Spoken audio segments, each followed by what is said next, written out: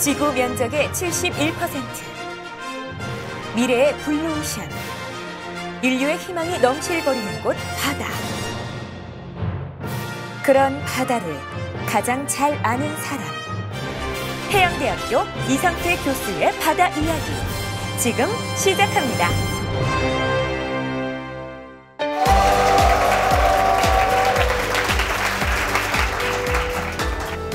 반갑습니다. 그 뒤에 오늘 학생이 상당히 많아갖고 좀 잘 들릴지 모르겠어요. 뒤에 들리는가요? 손 한번 들어보세요. 들립니까? 잘? 예. 그 여러분 학교에는 사실은 4년 전에 딱 이맘때 한번 왔었어요. 와서 이쪽 분야에 한번 제가 특강을 한 적이 있습니다. 어쨌든 상당히 반갑습니다. 조금 여러분들보다 한 5살, 6살 이렇게 많은 학생들, 나이가 많은 학생들 가르치다 사실은 여러분 앞에 서기가 상당히 좀 두렵고 그렇습니다. 어떻게 하는 것이 여러분들이 좀 이해를 할 수 있을까 하는 그런 것들이 좀 상당히 많다. 대학에서 가르칠 때 어떤 전공이나 이런 것들보다도 사실 일반적인 이런 강의하는 것이 상당히 좀 힘듭니다.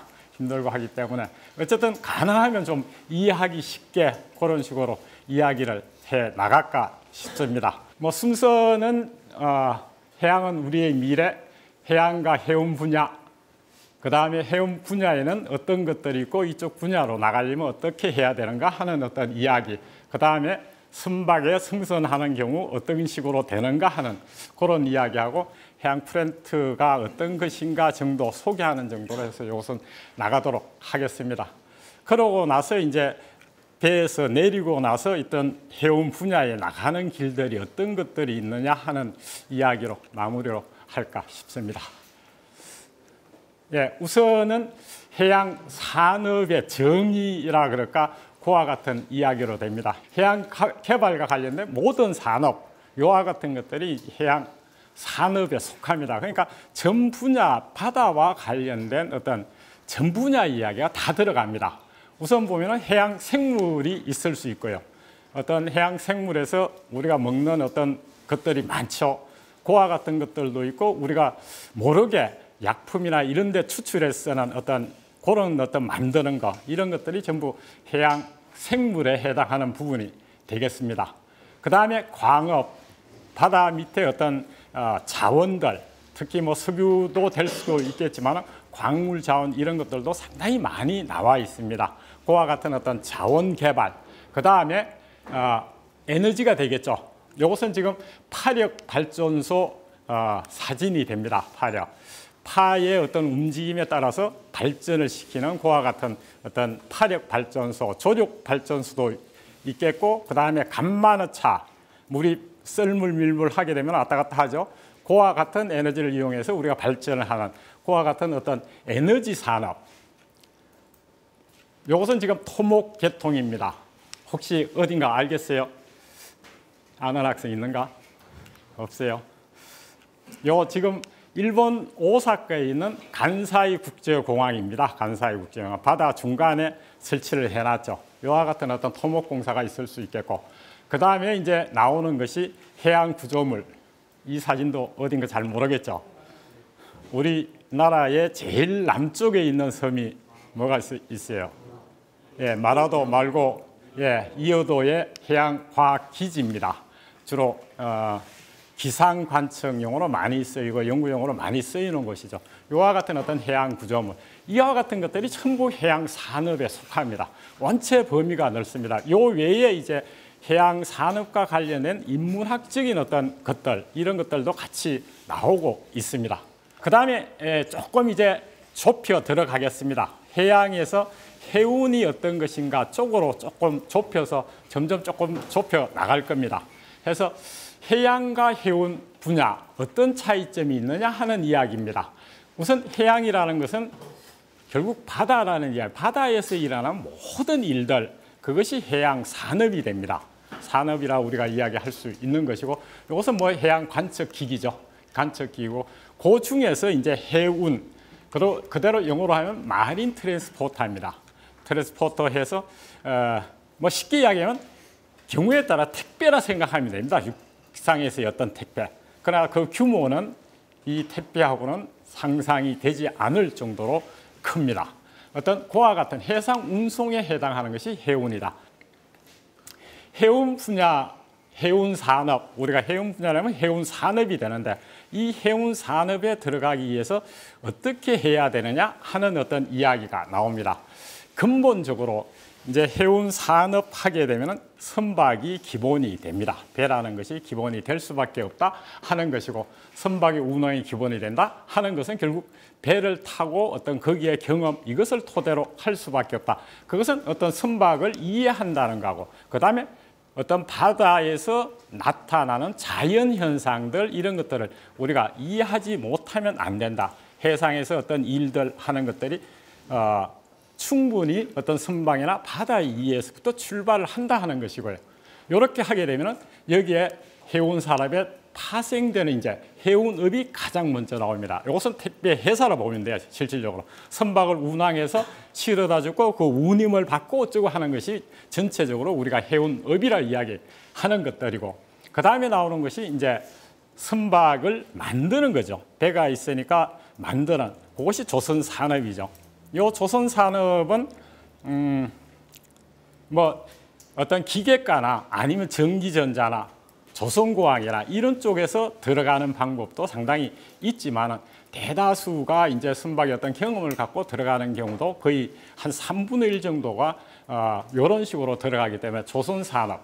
그 다음에 나올 수 있는 것이 선박에 어떤 나오게 되면 자동차를 검사하듯이 선박도 계속 검사를 하게 됩니다. 검사, 요와 같은 어떤 업무, 그 다음에 선박 관리업입니다.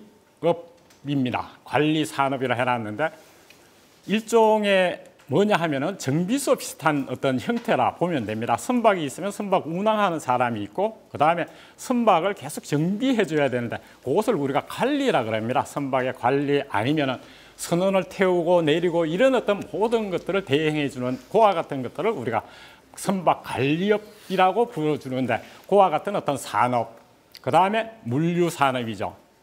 여기에서 예를 들어서 어떤 일본의 어떤 지역에 물건을 붙이게 되면 그것을 여기 부산에 출발해서 배로 어디 가서 어디까지 배로 싣고 흙이 내려갖고 육상에서 뭐 트레일러로 옮겨준다, 이런 어떤 것들 전반적으로 포함한 것이 물류 산업이 됩니다. 이것이 전부 이제 해운하고 같이 연관이 되는 어떤 산업이 되겠고요.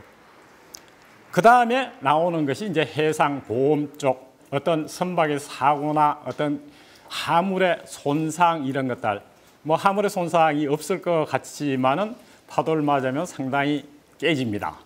그 컨테이너 이런 것들이 상당 부분 바다에 유실되고 하는 그런 어떤 사고, 이런 것들이 있을 때 거기에 보험금을 책정한다거나 하는 어떤 요와 같은 어떤 일들, 그 외에 어떤 선박이 사고가 났을 때 법률적으로 해결해주고 그 원인이 어디서 제공해, 이런 것들을 판단하는 뭐 법개통, 이런 것들이 쭉 여기에 나오는 뭐 대표적인 몇 가지만 여기에 해놨습니다. 그러니까 거의 전 분야가 여기 해운 산업에서 출발을 하고 있다는 거예요. 물론 많은 사람들이 필요한 것은 아니지만 아주 특수하게 들어가는 산업들, 이거와 연관된 산업이 바로 이 해운 산업이 되겠습니다. 해운 분야로의 진출이 되겠는데, 우선 선박을 탄다 어떤 그와 같은 관점에서 봐서 이제 고등학교 과정이 있고 대학 과정이 있습니다. 고등학교 과정 같은 경우 요 밑에 있는 우리 해사고등학교, 부산의 해사고등학교, 인천 해사고등학교를 비롯해 갖고 수상계 고등학교들이 몇 개 있습니다. 또 그다음에 대학 과정에서 보면은 이제 해양대학 2개가 있죠. 우리나라 2개가 있죠. 목포해양대학하고 한국해양대학 2개의 대학하고 수상계 대학. 그러니까 부경대라든가 경상대, 뭐 전남대 이런 쪽에 학과 단위로 되어 있는 곳이 있습니다. 그와 같은 것들하고 경우에 따라서는 요 밑에 있는 한국해양수산연수원의 단기 과정이 있어요. 단기 과정을 들어가기 위해서는 대학 2학년 이상의 졸업 수료자가 들어가고 있는데, 그와 같은 지금 들어갈 수 있는 방법은 뭐 요와 같은 어떤 형태로 되어 있다 하는 것들이고, 보통 해운계 고등학교 과정과 대학교 과정, 여기에는 어떤 자격을 주는 자격의 차이가 있습니다.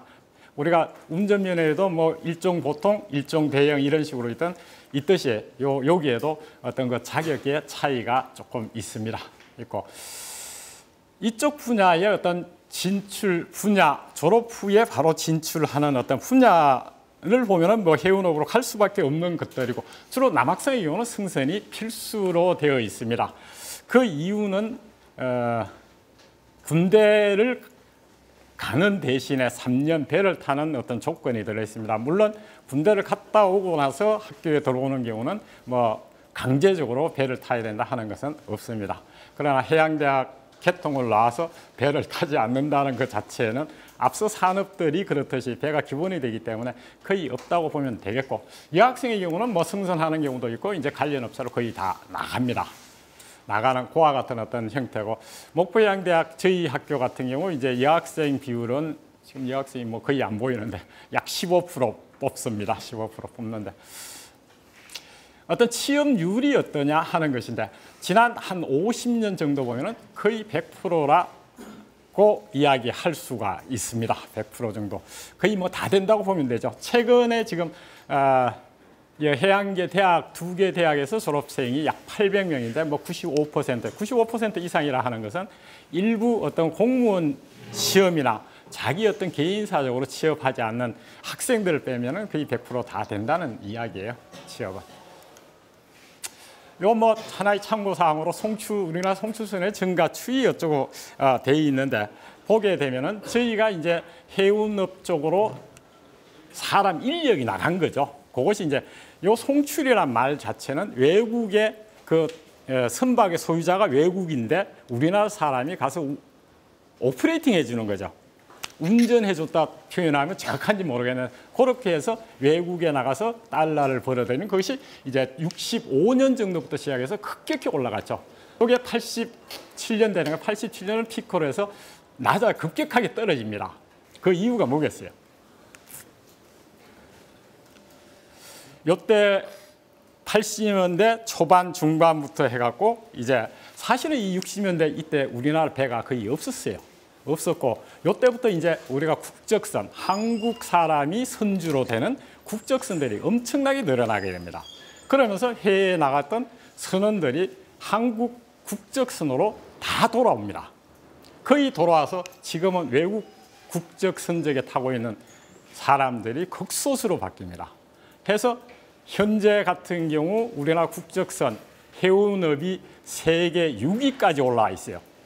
요 60년대, 70년대 거의 없던 선박이 없던 것이 지금은 6위까지 올라왔습니다. 조선 사람 몇이에요? 세계에서? 1위죠. 예, 그 정도로 급격하게 이 80년대 이후로 들어오면서 해운이 발달하면 조선이 따라올 수밖에 없습니다. 배를 지어야 되니까 우리나라에서 못 짓게 되면 결국 외국에 어딘가 부탁을 해 지어야 되죠.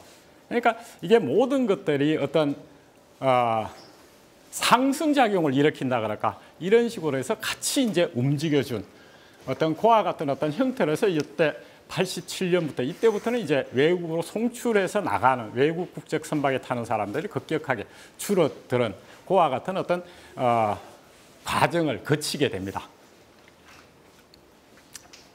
그럼 졸업하고 어떤 배들을 타는가 하는 것들인데, 지금 이와 같은 배들 컨테이너죠. 컨테이너입니다.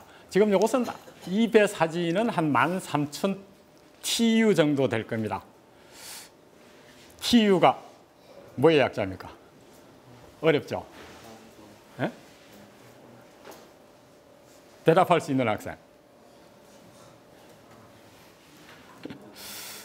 예, 뭐 쉽게 아주 풀었으면은 20 푸트 이퀴벌런트 유니트입니다. 그러니까 그냥 이야기하면 20피트 길이라는 이야기예요. 길이. 요 한 개 한 개가 20. 요건 지금 40피트 길이 같은데, 우리가 기본적으로 우리가 컨테이너를 취급할 때는 요와 같은 그 20피트 길이짜리를 몇 개 실냐 하는 이야기가 되고, 우리나라에 현재 운항하고 있는 것은 13,000 TU가 제일 큰데, 지금 외국 같은 경우 23,000까지 나가 있습니다. 23,000개 실른다는 것이 얼마나 큰가 하는 것들이 쉽게 여러분들이 이해가 안 갈 텐데, 20피트 같으면 메타 단위로 따지면 20피트 감이 잘 안 오죠? 저도 그렇습니다. 6m입니다. 약 6m거든요. 그렇게 해서 따져보면 2만 개를 실른다 하면은 6m 같으면 얼마예요? 120km가 나옵니다. 부산 서울 길이보다 깁니다. 우리가 기차에 컨테이너들 싣고 다니는 거 봤죠? 꼭 한 량에 실는 것이 20피트짜리 2개 실어요.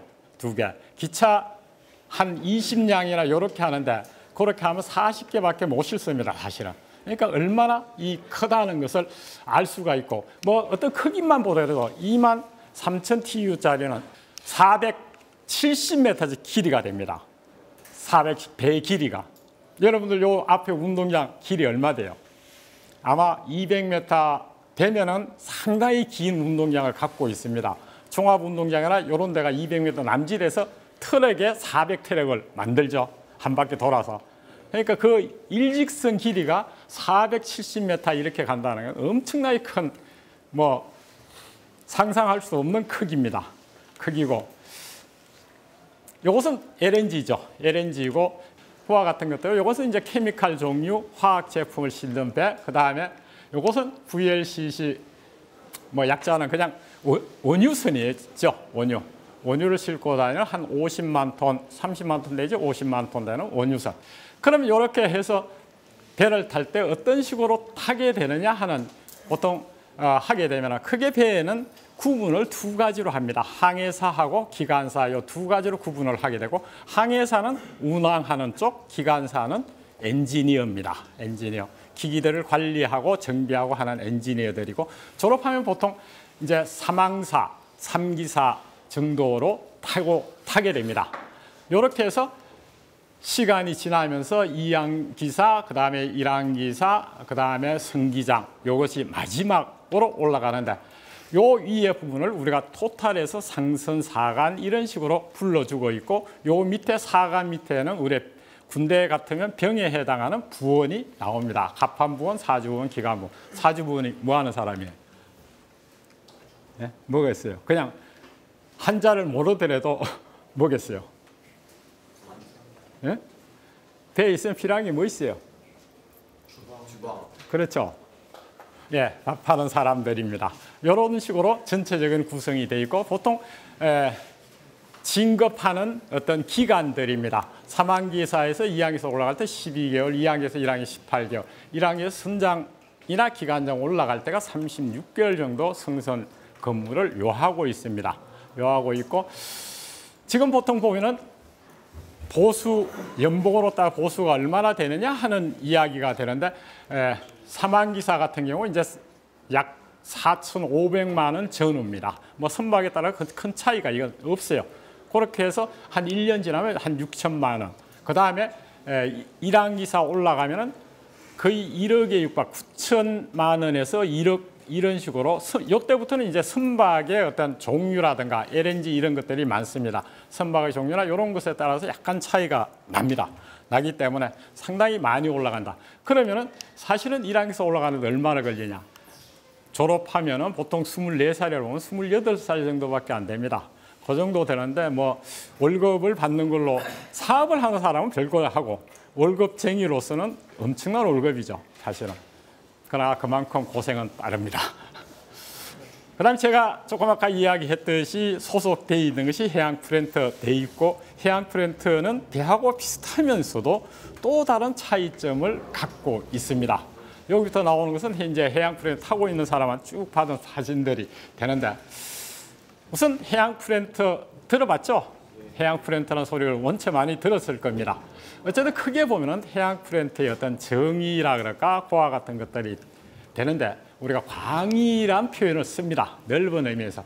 이것은 석유 시출을 위한 구조물, 그 다음에 해상, 호텔, 레저시설, 부두 등 모든 어떤 해양에서 일어나는 어떤 공사에 관련된 것들을 우리가 해양 플랜트라 이야기를 합니다.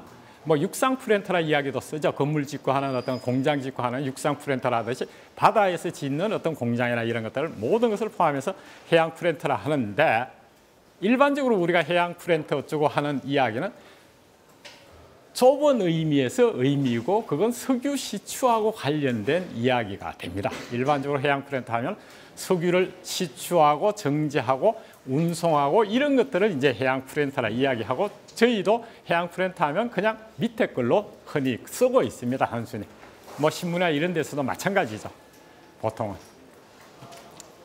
이와 같은 해양 플랜트 종류들, 배 계통의 어떤 종류들이 어떻게 있느냐 하는 것들이 되는데 이것이 지금 구멍을 뚫는 겁니다. 그러니까 어떤 이 해양 플랜트란 자체는 바다 밑바닥에 있는 어떤 오일이라든가 아니면 광물 잔해 이런 걸 빼내기 위한 거죠. 그렇기 때문에 맨 처음엔 어떤 곳에 구멍을 뚫을까, 거기에 기름이 있을까 이런 걸 조사하는 게 있습니다.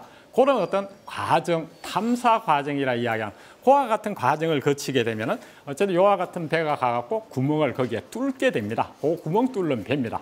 드릴십이라 하는 좀 배하고 모양이 좀 틀리죠. 이건 물건을 실어 나가는 게 아닙니다. 작업하는 배이기 때문에 그렇게 해서 구멍을 뚫어서 기름이 상업성이 있는 경우, 기름이 충분해서 이거 빼내면 되겠다 하게 되면 요 배는 철수하고 이제 요런 배가 들어옵니다. FPSO 전부 약자가 됩니다. FPSO라 이야기하는 이것은 정유 공장이에요. 일종의 정유 공장입니다. 그럼 요 배가 들어가서 기름을 빼내고 요 배도 데우서 만드는 배입니다.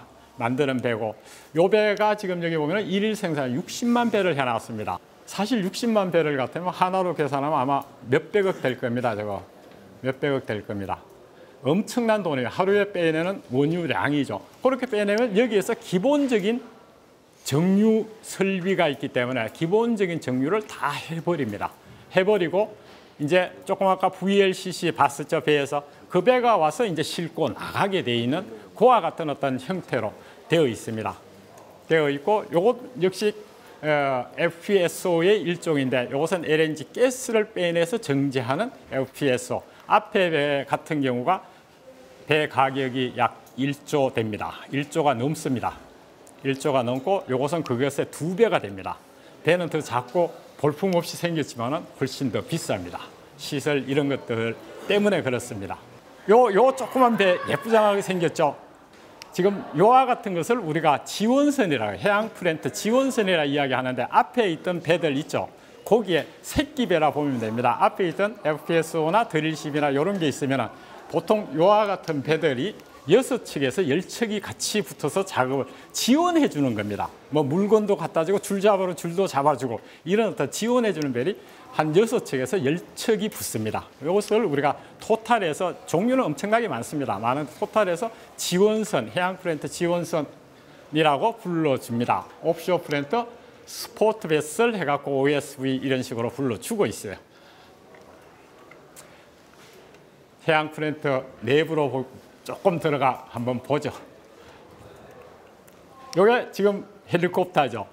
뭐 상승 같은 경우는 이제 물건을 싣고 이 항구에 저 항구로 계속 다니는 거지만 조금 아까 이야기했던 해양 플랜트랑은 한 곳에 정박을 하고서 작업을 하게 되죠. 그러니까 교대 이런 것들을 하기 위해서는 반드시 헬기로 다니고 있습니다. 그래서 보통 요거 헬리데크 쪽이 되고요. 중요한 부분이 지금 요 드릴십이나 이런 데는 바로 드릴 쪽이에요. 요 드릴입니다. 엄청난 큰 장비가 됩니다. 장비가 되는데 실질적으로 이것을 사람 손으로는 움직이질 못합니다. 움직이질 못하다 보니까 제어실이 있습니다. 이와 같은 어떤 제어실이 있는데 계집이라고 불러줍니다. 영어로 하면 뭐겠어요? 영어 계집. 예, 도구하우스죠. 바로 도구하우스라고 불러주고 있습니다. 그대로. 우리말로 보면 계집이에요. 여기서 여러분 게임할 때 조이스틱 쓰죠? 조이스틱 갖고 바닷속, 그 다음에 바깥쪽 이런 것들을 다 감시하면서 조정을 하기 때문에 실질적으로 힘드는 것은 없습니다. 보통 해양 플랜트는 선박하고 조금 틀린 점이 선박은 조금 아까 이야기했던 뭐 23,000 TU짜리건 뭐건 간에 20명에 타고 있는 사람이 20명에서 25명 사이입니다. 그 이야기는 엄청나게 사람이 크기에 비해서 적다는 것이고 적다는 것은 우리가 생활 공간이 넉넉하다는 이야기고 방 같은 것들이 상당히 큽니다.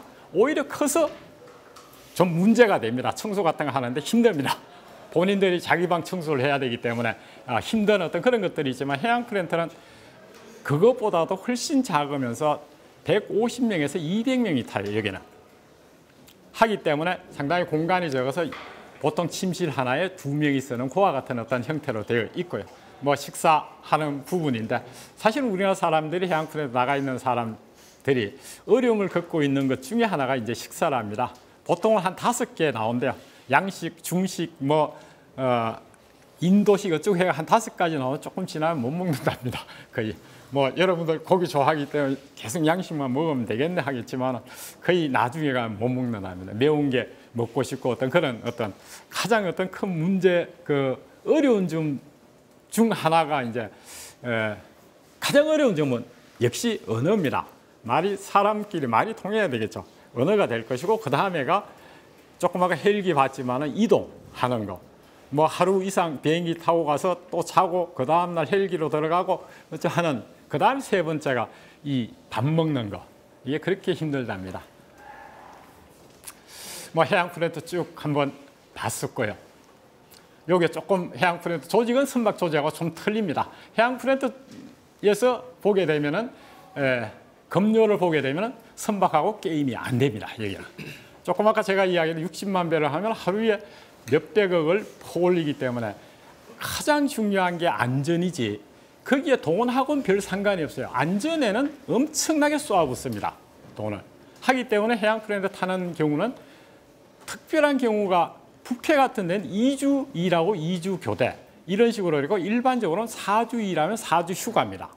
이런 식으로 철저하게 피로가 쌓이지 않게끔 일하는 사람들 그런 식으로 거의 뭐 강제되어 있는 건 아닌데 그와 같은 형태로 일을 하게 되고 급료를 보게 되면 조금 아까 뭐 우리가 이익이사 한 6천만 원 배에서 여기에 지금 기본적인 거고 작업하게 되면 위험수당이 붙기 때문에 사실 1억 8천 정도 된답니다. 1억 8천. 엄청나게 많은 돈이죠. 가기가 그렇게 만만치 않습니다. 조금 아까 이야기했던 가장 큰 문제는 의학입니다. 영어입니다. 말이 안 통하면 이거 이야기가 안 됩니다. 거기에는 뭐 한 10개 나라 사람들이 섞여 타다 보니까 기본적으로 우리가 같이 말을 통하는 것이 있어야 되기 때문에 결국은 공통 언어가 뭐예요? 영어죠.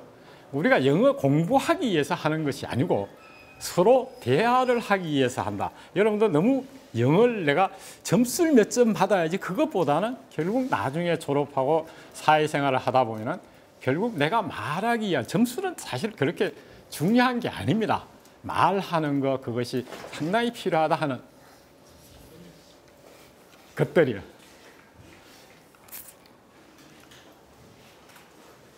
예, 성선 후에 그러면은 직업 이런 것들이 어떤 식으로 이제 해양계 대학을 졸업할 경우 어떤 식으로 나가느냐 하는 이야기고요. 기본적으로 조금 아까 이야기했던 병역 때문에 3년은 타야 됩니다. 안 그러면 군대를 갔다 오든가 해야 됩니다. 군대 갔다 오는 학생은 뭐 졸업생은 거의 없으니까 거의 배를 탄다고 보면 되고 계속 이제 승선을 하게 되면은 이제 선기장을 하게 되겠죠. 선기장을 하게 되고 특히 이제 선장들 같은 경우 기관장은 안 됩니다. 딱 기관장하고 틀린 점 한 가지가 도선사가 될 수 있다 하는 것이 있습니다. 도선사. 도선사가 뭐예요? 네, 쉽게 얘기하면 발리 파킹하는 자동차 발리 파킹하는 똑같습니다. 부두에 오면 배대 주는 사람들이죠. 저게 최종 목표로 해서 배를 계속 타는 사람들이 있습니다. 있는데 보수가 엄청 높죠. 예, 항구마다 틀리지만 부산항 같은데 아마 4, 5억 될 겁니다. 항구마다 틀립니다. 그러니까 저거를 목표로 해서 하는 사람, 약 도선사 우리나라 한 200명 남짓 있습니다. 있는데 엄청나게 셉니다. 기관장 출신은 절대 갈 수가 없는 곳이 딱 한 군데입니다. 이 부분이고요. 저희가 학교에 있으면서 이런 배를 타는 사람을 가르치고 하지만은 계속 배를 타라고 보통은 이야기를 하지를 못합니다. 하기 때문에 보통 일항기사, 왜 일항기사 어쩌고 이야기를 하나 하는 것은 배의 전체적인 어떤 시스템 이런 것들을 알려 하면은 일항기사를 해야 됩니다. 바로 대학을 졸업하면 상기사로 가게 되면은 일에 바로 투입이 됩니다. 누가 도와주는 사람, 기관장이 약간씩 도와주는 거 말고는 아니면 선장이 약간씩 도와주는 거 말고는 그대로 자기 직책을 해야 됩니다. 바로 맡겨집니다. 대신 모든 책임은 선장한테 있습니다. 그렇기 때문에 어떤 협수라든가 위험한 이럴 경우에는 선장이 반드시 같이, 그것은 일항사도 마찬가지예요. 사실은 선장은 24시간 당직 체계예요. 그와 같은 것들이 있다 하는 것이고 대부분 해서 이제 3항기사나 2항기사 같은 경우 자기 담당 기기가 있어요. 그 정도 보고 이제 일항기사, 우리가 관리직이라 이야기하는 일항기사가 올라와야지만이 결국은 배 전체를 볼 수 있고 어떤 시스템을 볼 수 있다는 거예요. 해서 일항기사 정도만 해라 하는 이야기를 하고, 승기장 올라가면 봤듯이 월급차가 원체 나기 때문에 잘못하면 배 못 내립니다. 그렇기 때문에 너무 길게를 타라고는 교수들도 그렇게 추천을 하질 않습니다. 물론 그래도 계속 타는 분들도 있고 하기 때문에 유지돼 나가는 것이죠. 그래야지만이 정상적으로 전체 해운 사람이 돌아갈 수가 또 있습니다. 보통 승기장 하다 조금 아까 봤듯이 뭐 1억 얼마 받다가 육상 내리게 되면 사실은 반 이하로 월급 떨어집니다. 육상에서 그렇게 주는 데 없습니다.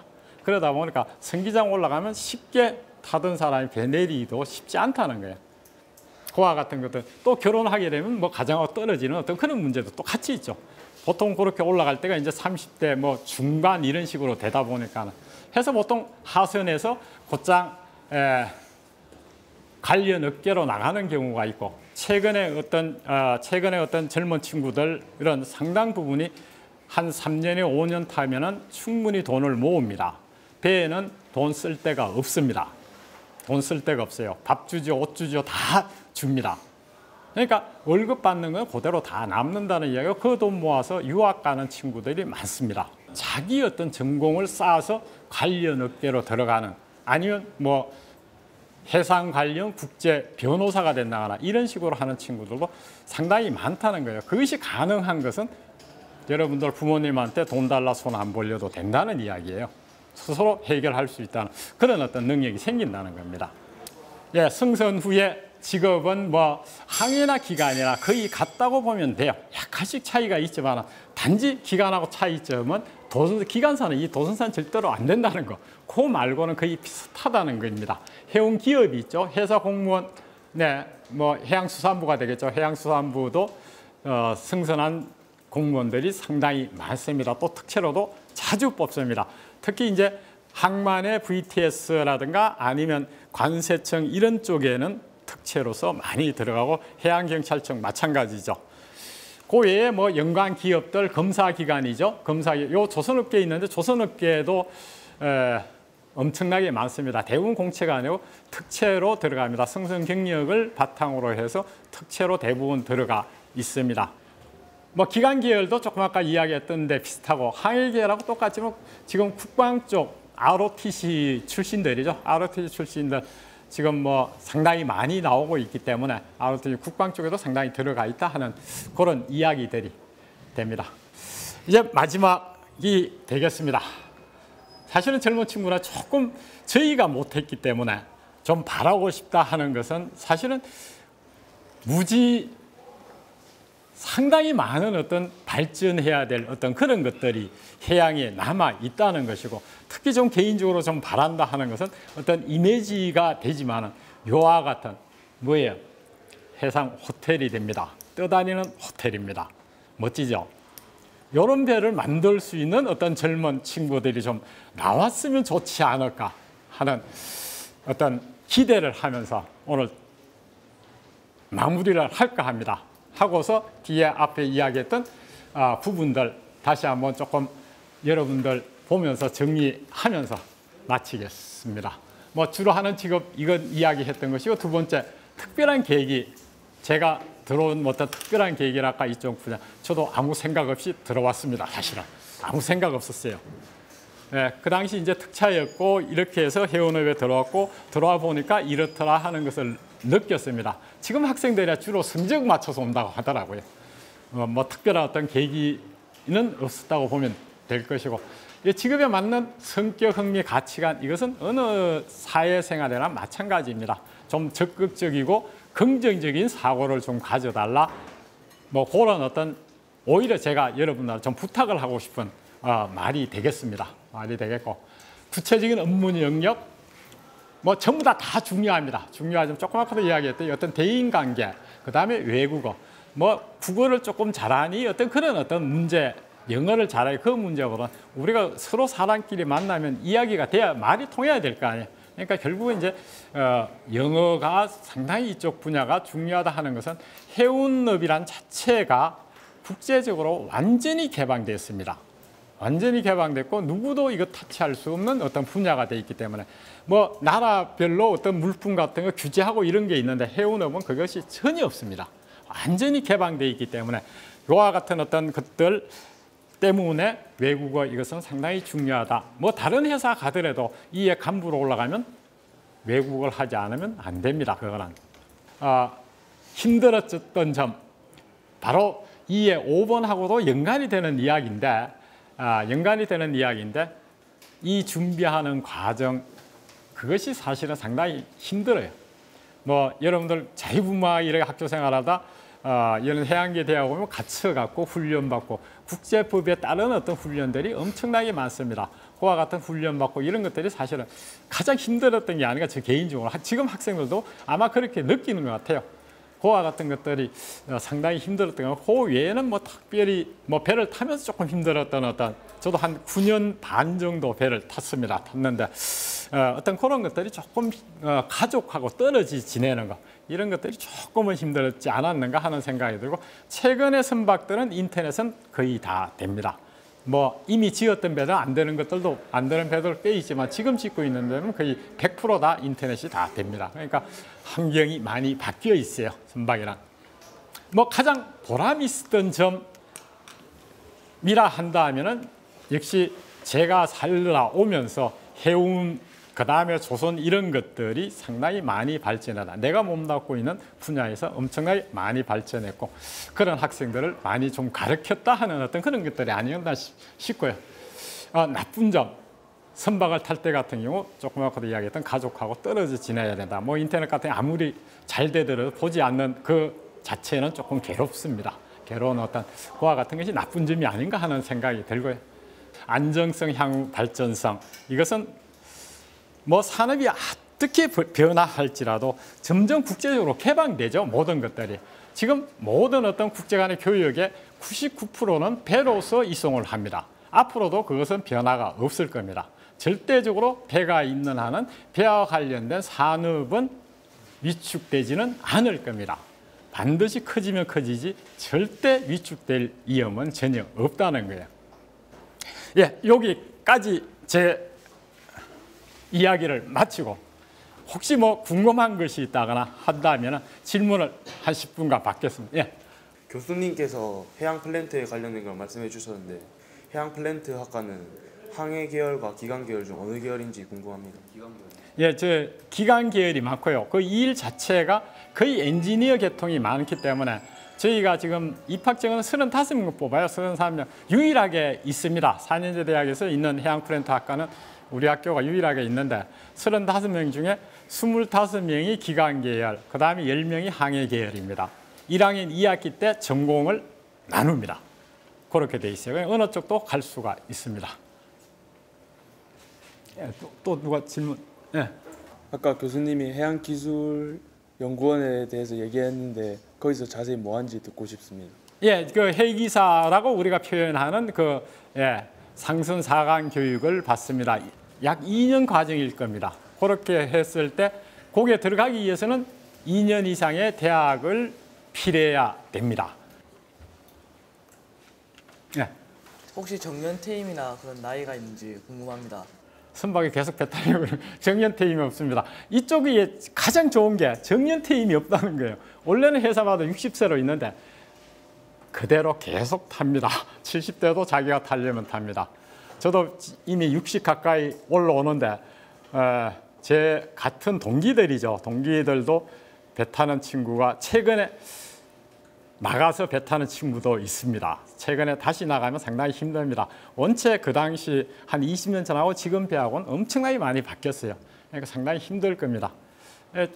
정년이 없다는 게 이 해운계의 또 다른 특징이에요. 사실은 정년이 없습니다. 그러다 보니까 어떤 자기가 하던 일들이 있기 때문에 어디 가도 그대로 써먹을 수 있다. 그러니까 본인 스스로 나 그만 일해야지 하지 않는 이상은 거의 일을 합니다. 예, 다른 질문. 네. 우리나라에서 배를 타게 되면 주로 어느 나라로 가는지에 대해서 알고 싶습니다. 선박마다 그건 틀리고 그렇습니다. 뭐라고 딱 이야기를 하지를 못하고 어떤 나라든 갈 수가 있다. 그 다음에 그 배가 안 가는 곳은 못 간다 하는 시기이기 때문에 이제 컨테이너 같으면은 유럽 쪽, 미주 쪽입니다. 미주 쪽이 전기선들이 많기 때문에 그쪽으로 많이 가고 이제 그 전기선이 있고 부전기선이 있어요. 부전기선은 화물 따라 다닙니다. 화물 따라. 회사에서 그 택배 기사가 뭐 우리 집에 전화해서 택배 붙이면 우리 집에 와서 갖고 가죠. 그런 어떤 형태이기 때문에 부전기선은 그렇고 이제 전기선들은 모아서 요것은 조건 저쪽에만 간다. 어떤 그와 같은 어떤 형태. 그런 식으로 되기 때문에 어딜 가고 어딜 못 간다. 그것은 사실은 그 선망마다 틀리기 때문에 뭐라고 콕 집어서 대답을 할 수가 없습니다. 재미있습니다. 배 타도 괜찮습니다. 참고로 제 자식도 지금 배 타고 있습니다. 지금 인도 일합니다. 다른 뭐 질문 없으면 마칠까요? 예, 수고했습니다. 예. 평소에 우리가 이렇게 그러니까 선생님께 직접 강의를 들을 수 있는 시간이 솔직히 없다고 생각하는데 이렇게 직접 와서 강의를 해주시니까 정말 좋은 기회라고 생각합니다. 저는 꿈이 해양대학교 가서 항해사를 되는 꿈입니다. 그럼 딱 맞았네 오늘. 네, 그래서 직접 더 집중해서 들었어요. 오늘 강의 되게 재밌었고 평소에 해양에 관심 있었는데 해양 쪽에 더 가고 싶다는 마음이 들어서 좋았던 강의 같습니다. 가자 해양으로. 저의 해양 호텔로 오세요.